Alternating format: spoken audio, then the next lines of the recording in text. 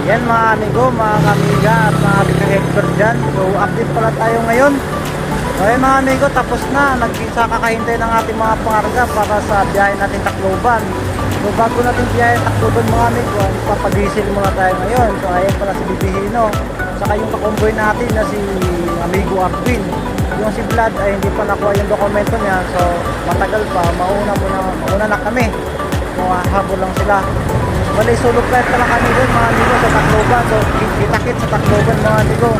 Mabahabang biyahe natin. So gabi na yan. So maaaring makapagpahinga. Makatulog ako. So yun mga amigo. So nandito pala tayo ngayon mga amigo sa ating munting barracks. Dito lang yan oh. Ayan si BB Blow at mamaya kakargahan niya ng diesel at yung kakomboy natin. So puntahan natin mga amigo. Ayan. Ayan, puntahan natin yun no.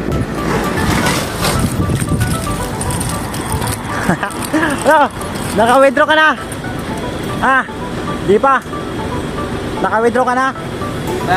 So ayun mga amigo, update lang tayo ngayon. Medyo mahaba biyahe natin. Nasaan yung dalawa? So ayun mga amigo, kita-kit sa Tacloban.